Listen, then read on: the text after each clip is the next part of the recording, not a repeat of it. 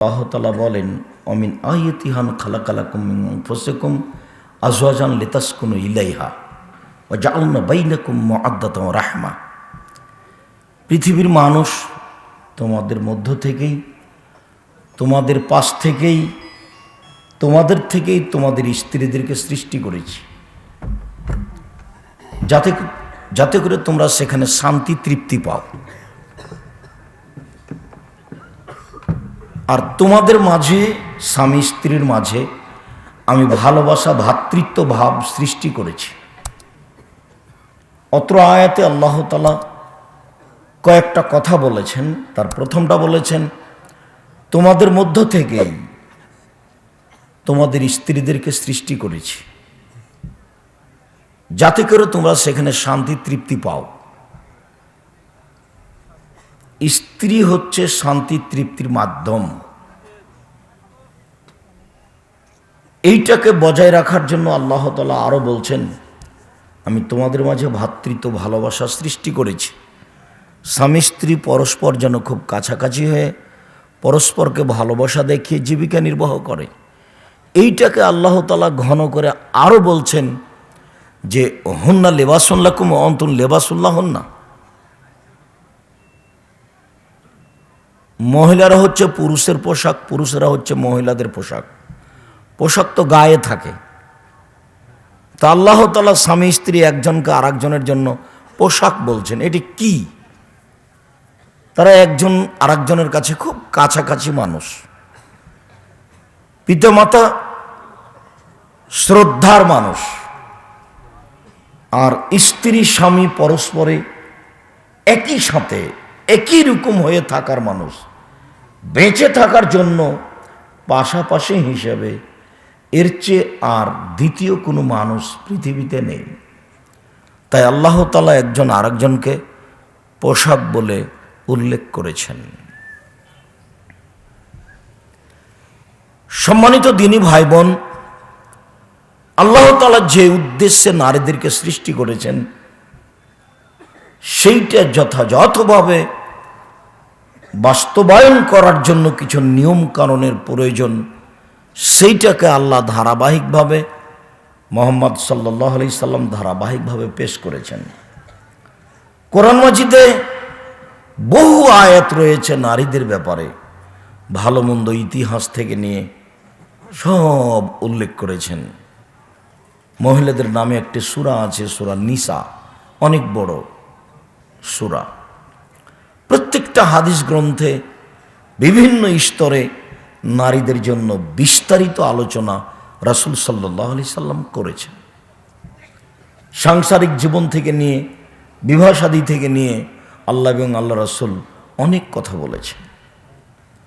বিবাহটাকেই এমনভাবে উল্লেখ করেছেন যে নারীর মর্যাদাকে যথাযথভাবে বজায় রেখেছেন। ফানকিহুহুন্না বিইজনি আহলিহিন্না, তোমরা মেয়েদেরকে বিবাহ করো তাদের অভিভাবককে বলে। নারী কোনো এমনি বস্তু নয়, রাস্তাঘাটে পড়ে নয়। নারী কোনো এমনি বস্তু নয়। ইহুদি খ্রিস্টান যা মনে করে, হিন্দু মুসলিম যা মনে করে তা নয়। অবাক হবেন আপনি যে একটা হিন্দু মেয়েকে বিবাহ করতে পারছি না, ওর বাপ বিবাহ দিচ্ছে না। একটা পদ্ধতি হলো কপালে টিপ দিয়ে দেন, বিবাহ হয়ে গেছে। হিন্দু মেয়েকে বিবাহ করার 10টা পদ্ধতি রয়েছে, তার একটা পদ্ধতির নাম হচ্ছে রাক্ষসী বিবাহ। মেয়ের বাপ বিবাহ দিচ্ছে না, আপনি কপালে টিপ দিয়ে দেন, বাস আপনার সাথে বিবাহ হয়ে গেল। এই স্থানেই রাসূল সাল্লাল্লাহু আলাইহি সাল্লাম বলছেন, আইয়ুমা ইমরাতিন নাকাহাত বেগাইরে ইদনে ওয়ালিহা, যে কোনো মহিলা তার পিতা অভিভাবক ব্যতীত বিবাহ বন্ধনে আবদ্ধ হলো, ফানিকাহুহা বাতিল, ফানিকাহুহা বাতিল, ফানিকাহুহা বাতিল, তার বিবাহ বাতিল, তার বিবাহ বাতিল, তার বিবাহ বাতিল, কোর্টের বিবাহ বাতিল। এদেশে যত কোর্ট কাচারিতে বিবাহ হচ্ছে সব বিবাহ বাতিল। আমি তোমাদের এরকম সাড়া চাইনি। কাজেই যেটা আমি পছন্দ করি না সেটা আমাকে দেখায়া নিজেকে খুশি করো না। আব্দুর রহমান যা বলছিল ওটাতে লজ্জা পায়ও, ওটা লজ্জার বিষয়। তোমার মোবাইলে ল্যাংটা মেয়ে নাচে, এটা তোমার জন্য ভালো নয়, এটা তোমার হাসির বিষয় নয়, এটা তোমার লজ্জার বিষয়। তুমি নিজেকে ধ্বংস করেছো, তুমি জাতিকে ধ্বংস করেছো, তুমি বিদ্যাকে ধ্বংস করেছো। তোমার কারণেই সমাজে বিপদ নেমে আসছে। নইলে জমির দাম 10 লক্ষ, রেস্ট্রির খরচ 8 লক্ষ, এই আবার কোন কথা? এটা তো হতে হয় না। ওই টাকাটা কিসের, কেন এটা? রাসূল সাল্লাল্লাহু আলাইহি সাল্লাম বলছেন, আমার উম্মতের উপরে 3টা বিপদ নেমে আসবে। লা ইয়াকুনান্না ফি হাযিহিল উম্মাহ খাসফুন ও মাসকুন ও কাজফুন। আমার উম্মতের উপরে 3টে বিপদ নেমে আসবে, 3টা পাপের কারণে। তার একটা হলো ভূমিকম্প হবে, তার একটা হলো মানুষের আকার আকৃতি পরিবর্তন হয়ে যাবে, শোর বানর হয়ে যাবে। সকালে মানুষ, সন্ধ্যায় মানুষ, সকালে বানর হয়ে যাবে, শোর হয়ে যাবে। খুব কঠিন কথা। 2, সর্ব ধরনের সমস্যা বিপদ নেমে আসবে। সব জায়গাতেই, মসজিদে মারামারি, মাদ্রাসাতে মারামারি, রাস্তাঘাটে মারামারি, অফিস আদালতে মারামারি, ঝগড়া বিবাদ, কেউ কাউকে মানে না। একজন আর একজনকে মারতে পারলে, হত্যা করতে পারলে, বিপদে ফেলতে পারলেই যেভাবে হোক তাকে পরাজয় করা তার প্রয়োজন। মিথ্যা সাক্ষী দিয়ে বছরের বছর জেলে রেখে দিয়েছে। যার কারণে তো রাসূল সাল্লাল্লাহু আলাইহি সাল্লাম মিথ্যা সাক্ষীকে 3 নম্বর পাপ বলে উল্লেখ করেছেন। তিনি বলছেন, আকবারুল কাবায়রা সালাসা, সবচেয়ে বড় পাপ 3টি। তার 1 নম্বর পাপ হচ্ছে আল ইশরাকু বিল্লাহ, আল্লাহর সাথে শিরক করা। 2, উকুকুল ওয়ালিদাইন, পিতামাতার অবাধ্য হওয়া। 3, অকাউলুজ জুর ও শাহাদাতুজ জুর, মিথ্যা সাক্ষী দেওয়া। রাজশাহী জেলে 10 বছর 20 বছর থেকে মানুষ জেলে আছে, সে নিজেই জানে না আমি কেন জেলে। জজ জানে না ঘটনা কি, উকিল জানে না ঘটনা কি, শুধুমাত্র যে সাজিয়েছে সেই জানে। টাকা দিয়ে সাক্ষী খাড়ো করেছে, সাক্ষী বলছে আমি 2 চোখে মারতে দেখেছি, অথচ সেদিন ছিলই না। এই সাক্ষীতে সে জেলে আছে, 20-30 বছর থেকে আছে। বাইরে গিয়ে স্ত্রী দাঁড়িয়ে থাকে, স্ত্রীর মাথায় গায়ে একটু হাত দেওয়ার কোনো পথ নেই। বাচ্চা বাইরে কান্নাকাটি করছে, বাচ্চার মাথায় একটু হাত দেওয়ার বাপের কোনো সুযোগ নেই। সংসার বিরান হয়ে গেছে, জমি জায়গা নষ্ট হয়ে গেছে। কোথায় স্বামী, কোথায় স্ত্রী, যুগ যুগ পার হয়ে গেল মিথ্যা সাক্ষীর কারণে।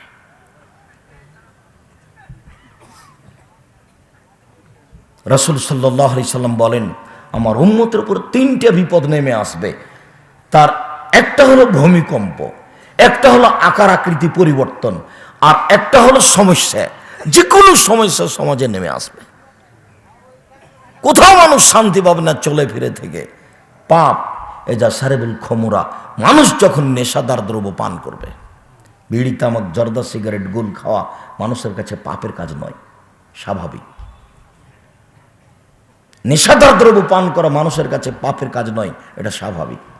জারাতুল কায়নাত, মেয়েরা যখন নাচবে, প্রায় সব মোবাইলে মেয়ে নাচে, সব দোকানে মেয়ে নাচে, সব ঘরে মেয়ে নাচে।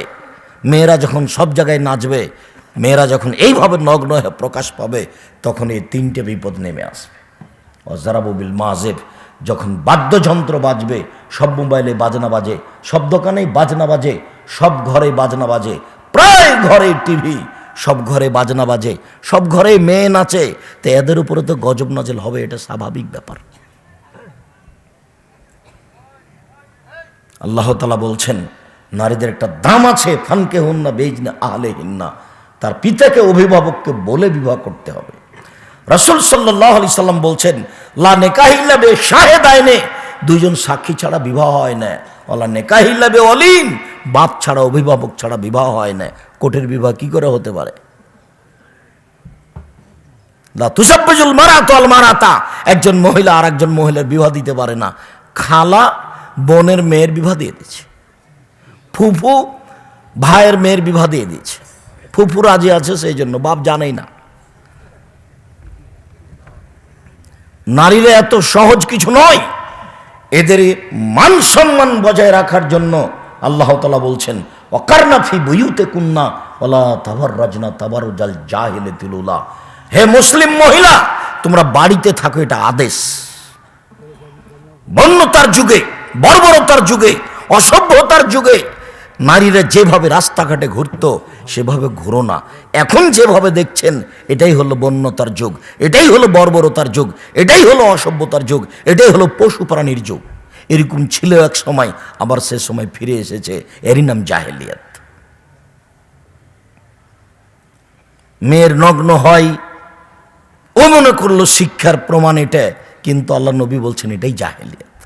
মানুষ মারা গেলে যে চিৎকার করছে যে অমুক তার নিজ বাসভবনে মারা গেছে, তার জানাজা এতটার সময় আপনারা অশেষ সাহাবের ভাগিদার হন, এরই নাম জাহেলিয়াত।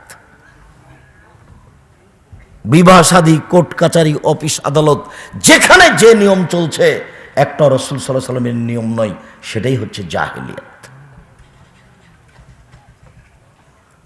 মেলা অমুসলিমদের পূজার দিন, সেদিন সব মুসলমান গিয়ে জমা ধরেছে।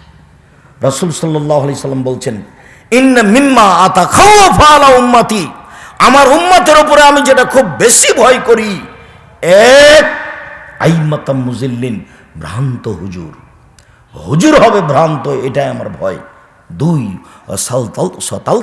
কাবাইল মিন উম্মতি বিল মুশরিকিন, আমার উম্মত হিন্দুদের সাথে মিশে যাবে, এটা আমার ভয়। দেখেন 12 মাসে 13 পূজার সাথে মুসলমান মিশে আছে, বাড়িতে ছবি মূর্তি ভর্তি আছে। আমার ভয় আমার উম্মত হিন্দুদের সাথে মিশে যাবে। সব জায়গায় নিজস্ব চরিত্র বলে কোনো জিনিস নাই, সব নকল করা চরিত্র নিয়ে চলছে। এখানে বহু ছেলে আছে যার মাথার চতুর্দিক চুল এভাবে চাঁচা আছে, আর উপরে এরকম একটু চুল আছে। এ কখন কখন খ্রিস্টান সেজেছে ও নিজেও জানে না। এ কখন কখন পশু প্রাণী গরু ছাগল হয়ে গেছে ও নিজেও বুঝতে পারে না। সম্মানিত দিনী ভাই বোন, তোমার এটা শিক্ষার প্রমাণ নয়। মুসলমানের মানে তার একটা নিজস্ব নীতি আছে। বহুদিন বলেছি, আপনার জানা আছে, যে ধর্মে 1 গিলাস পানি পান করলে 5টা বিধান লাগে, সে ধর্মে চুল ছাঁটার নিয়ম নেই, সে ধর্মে চলাফেরার নিয়ম নাই।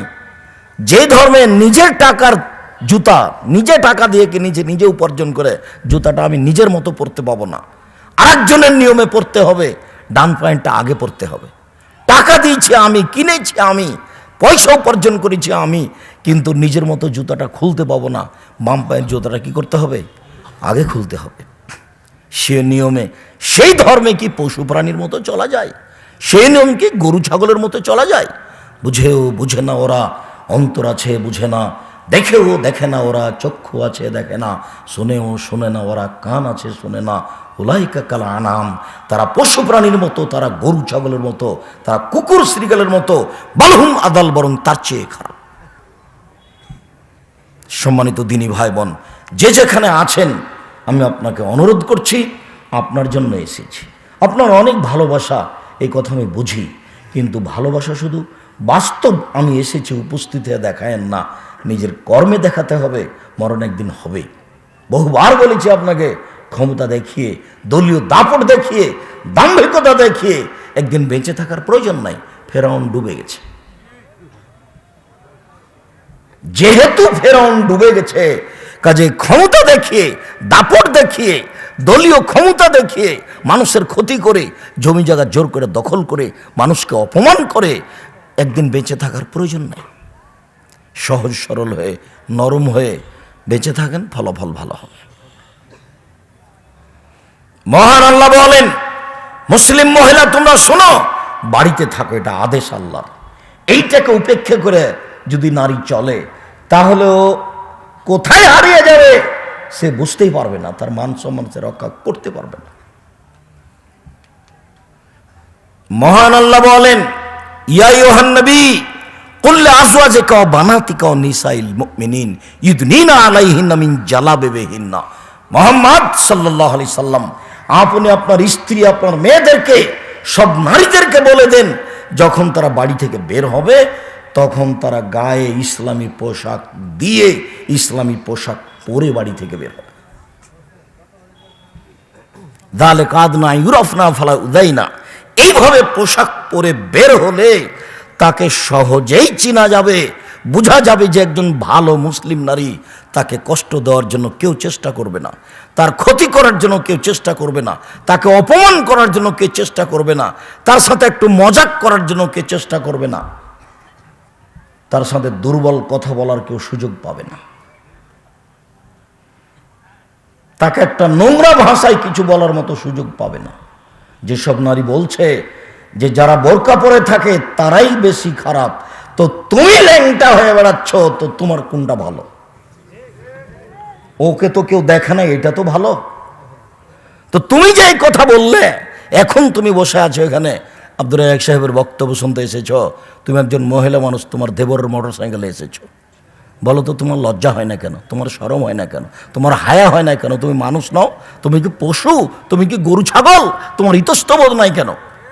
একজন মহিলা মানুষ, আপনি এখানে বসে আছেন, আপনি ছোট ব্লাউজ পরে বসে আছেন, আপনার পেট দেখা যায়, আপনার পিঠ দেখা যায়, আপনি কি বলতে চাচ্ছেন?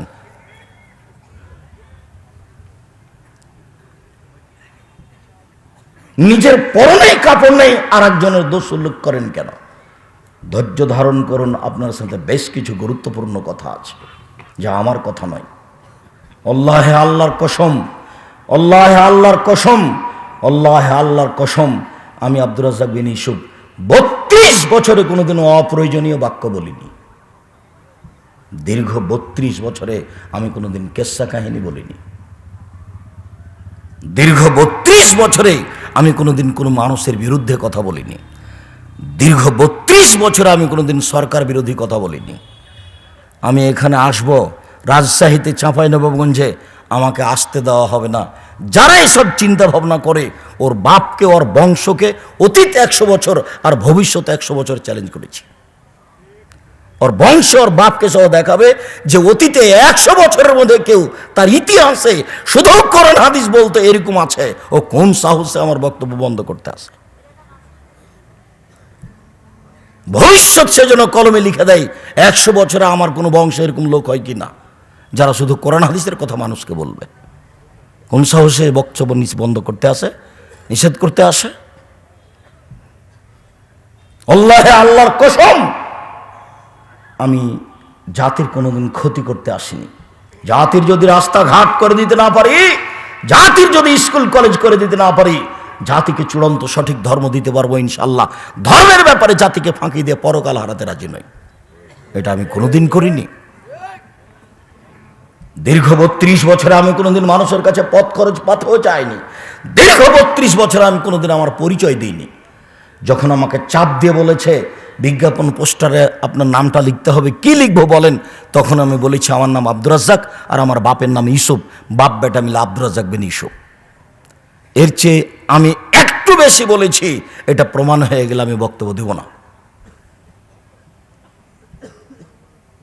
অতএব দিনী মুসলিম ভাই বোন, বাঙালি দিনী ভাই বোন দেশ বিদেশে আছেন যারা, যারা আমার সামনে আছেন, যন্ত্রের মাধ্যমে অনলাইনে যারা সাথে আছেন, তাদের কাছে বলা থাকছে আমি আব্দুর রাজ্জাক বিন ইউসুফ জাতির ক্ষতির জন্য কোনোদিন বের হইনি, আজকেও আসি। অনুরোধ থাকছে, যখন কোনো এলাকায় উপস্থিত হব, আপনার এলাকা আসবো, আপনি আপনার মা, আপনার বাপ, আপনার ভাই, আপনার বোন, আত্মীয় স্বজন সবাই আসার চেষ্টা করবেন। আপনার কিছু না কিছু আমি উপকার করবই করবো ইনশাআল্লাহ। মহান আল্লাহ বলেন আমাদের নবীকে, আপনি আপনার স্ত্রীদেরকে, আপনার মেয়েদেরকে, মুসলিম নারীকে বলে দেন, আদেশ করে দেন, ওরা যখন বাড়ি থেকে বের হবে তখন ইসলামী পোশাক পরে বের হবে। এমনি বাড়ি থেকে বের হতে পারে না, এটা আল্লাহর আদেশকে অমান্য করা। উম্মু আতিয়া রাদিয়াল্লাহু তাআলা আনহা বলেন যে উমিরনা নুখরিজাল হুয়াদ যাওয়াতিল খুদুরি ইয়াউমাল ঈদান, আমাদেরকে আদেশ করা হলো, আমাদের যুবতীদেরকে আদেশ করা হলো, মহিলাদেরকে আদেশ করা হলো যে সবাকে ঈদের মাঠে যেতে হবে, ঈদুল ফিতরে যেতে হবে, ঈদুল আজহাতে যেতে হবে। ইয়াশহাদনা জামাতাল মুসলিমিন দাওয়াতাহুম, তারা মহিলারা ঈদের মাঠে মুসলমানদের জামাতে যাবে, তাদের তাকবীরে দোয়াতে শরীক হবে, বক্তব্যে শরীক হবে। ইকাব্বিরনা মান নাস, তারা গিয়ে মুসল্লিদের সাথে তাকবীর পাঠ করবে, আল্লাহু আকবার, আল্লাহু আকবার, লা ইলাহা ইল্লাল্লাহ, আল্লাহু আকবার, আল্লাহু আকবার, ওয়ালিল্লাহিল হামদ। তাদের তাকবীরে শরীক হবে, তাদের বক্তব্যে শরীক হবে। ঋতুবতীরও যাবে। ও তাতাজালুল হুইয়া আন মুসাল্লাহুন্না, যখন সালাত শুরু হবে তখন ঋতুবতী মহিলারা পৃথক হয়ে থাকবে। ভালোরতা যাবে, যারা যুবতী তারাও যাবে, যারা ঋতুবতী তারাও যাবে। ঈদের মাঠে যেতে বাধ্য। মহিলাদের 5 ওয়াক্ত সালাত বাড়িতে ভালো, জুমার দিন জুমা মসজিদে যাওয়া ভালো, ঈদের মাঠে যেতে বাধ্য, যেতেই হবে। এখন একজন মহিলা বলে বসল, আল্লাহ রাসূল এহদানা লাইসা লাহা জিলবাব, আমাদের তো এমনও কেউ আছে যাদের চাদর নেই। তার মানে তারাও বুঝে চাদর ছাড়া বাড়ি থেকে বের হওয়া যায় না। এখনো এই ছেলে, এখনো তোমার বোন এখানে বসে আছে, ক্লাস 10-এ পড়ে, মাথায় কাপড় নেই। দুঃখিত, বহুবার বলেছি, জন্ম দিতে পারলে মা হওয়া যায় না, বাপ হওয়া যায় না। প্রসব করাতে পারলে মা হওয়া যায় না, জন্ম দিতে পারলে বাপ হওয়া যায় না। ক্ষমতার নাম বাপ, নীতির নাম মা। পাগলিও বাচ্চা প্রসব করাতে পারে, পাগলিও বাচ্চাকে দুধ খাওয়াতে পারে, পাগলি একটু মেয়েকে নীতির কথা বলতে পারে না। 1 মিনিট মধ্যখানে জাবের রাদিয়াল্লাহু তাআলা আনহু বলেন যে আমরা আল্লাহ রাসূলের সাথে হয়ে এক যুদ্ধ করে আসছিলাম, মদিনায় এখন ঢুকবো। আল্লাহ রাসূল বললেন যে তোমরা এখানে থামো, আমরা সকালে যাব, রাতে এখানে থেকে যাব। তখন জাবের রাদিয়াল্লাহু তাআলা বলছেন, আল্লাহর নবী আমি নতুন বিবাহ করেছি, আমাকে একটু বাড়ি যেতে অনুমতি দেন। তখন আল্লাহ রাসূল বলছেন, ও তুমি নতুন বিবাহ করেছো, বিক্রা নাম সাইয়্যিব, তুমি সাইয়্যিবা কুমারী মেয়ে বিবাহ করেছো না তালাক প্রাপ্তা মেয়ে বিবাহ করেছো? তখন জাবের বলছেন, সাইয়্যিবা আল্লাহর নবী আমি তালাক প্রাপ্তা মেয়ে বিবাহ করেছি। তখন আল্লাহ রাসূল বলছেন, আরে হাল্লা বিকান তুলাইবকা, তুমি কুমারী মেয়ে কেন বিবাহ করলে না? তুমি তার সাথে খেলতে, ও তোমার সাথে খেলতো। আরে তুমি কুমারী মেয়ে কেন বিবাহ করলে না? তুমি তার সাথে খেলতে, ও তোমার সাথে খেলতো। মুহাম্মদ সাল্লাল্লাহু আলাইহি ওয়াসাল্লাম এই পর্যন্ত বললেন। এবার জাবের রাদিয়াল্লাহু তাআলা কি বলছেন এটা জরুরি। উপস্থিত বৈঠকের মুসলিম বোন, আপনাকে বলছি, এই মেয়ে গল্প করছো কেন? তোমাকেই তো বলছি, এদিকে শোনো।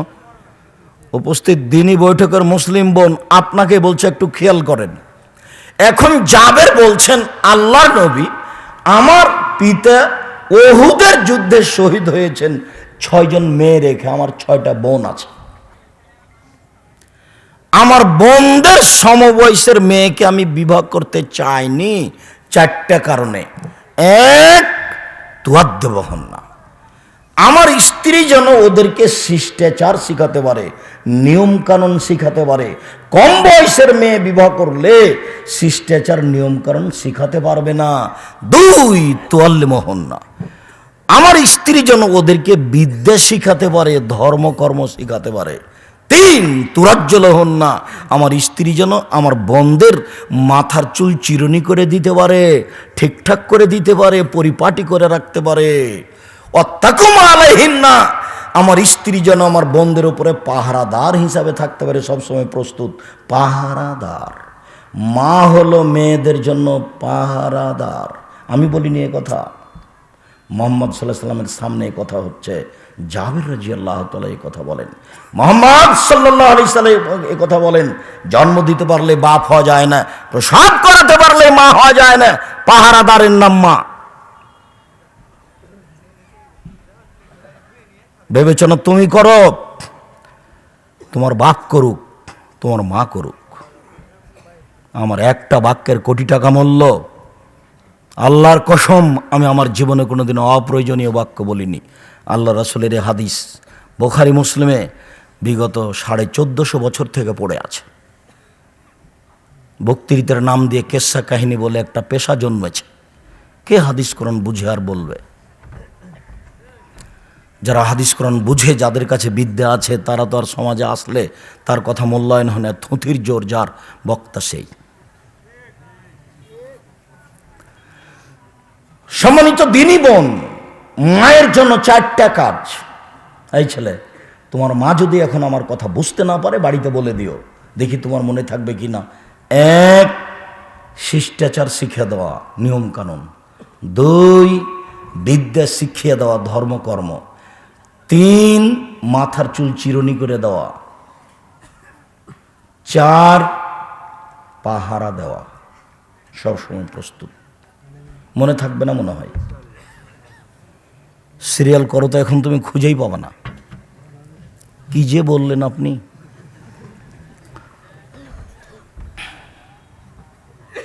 জি, সম্মানিত দিনী বোন, আপনাকে কথাটা স্মরণ করার জন্য আমরা আন্তরিকভাবে অনুরোধ জানাচ্ছি।